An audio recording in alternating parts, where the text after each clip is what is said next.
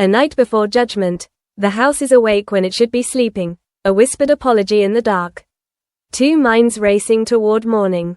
Tomorrow is a reckoning, and nobody pretends otherwise. Deborah's brain is in overdrive, a symptom she almost welcomes. At least it means it's still working. Still hers. The question hangs between them. How will you plead? Ronnie thinks she should plead not guilty. So does Adam. Avoid the trial. Avoid prison. Argue the medical evidence. Challenge the police report. Buy time. Preserve what little future there is left. But what if it fails? A guilty plea would show remorse. That has to count for something. And she does feel remorse. Billy is dead. Someone has to answer for that. If only she hadn't let him drive the car. If only any of it could be undone. But it can't. What's done is done. Morning comes. Whether you're ready or not, grief has its own gravity. It pulls everyone into its orbit. Bernie arrives, uninvited but necessary. Apologies are exchanged, though no one knows who should be saying them.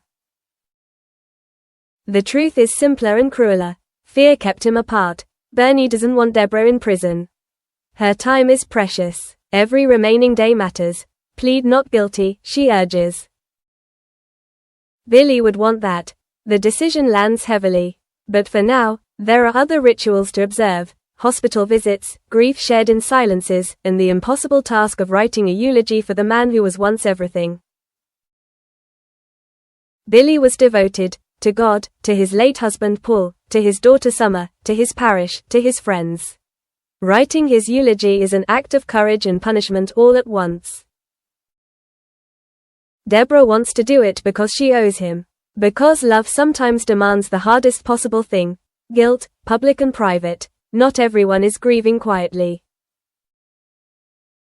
At school, a car is vandalized with crude symbolism. A student is suspended. Excuses are offered. Evidence is found. Paint-stained hands, a can in a locker.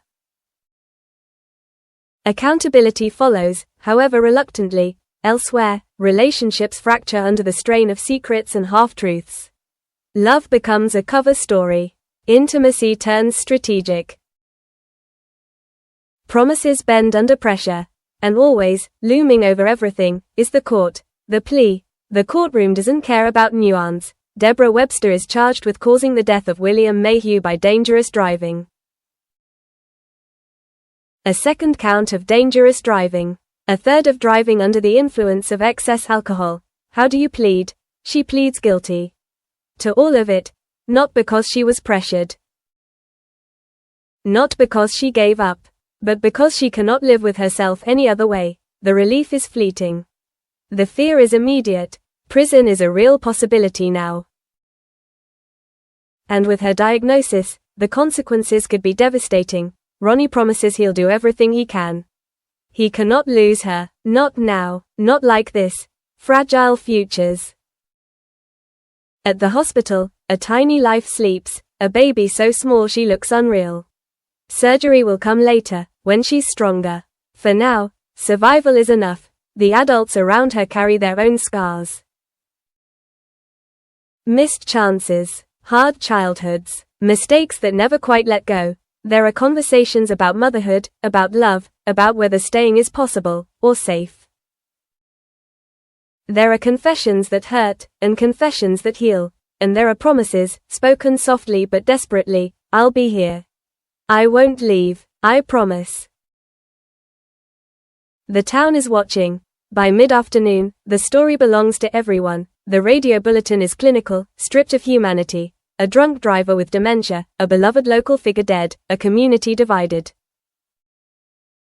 Messages pour in. Opinions harden. Sympathy clashes with anger.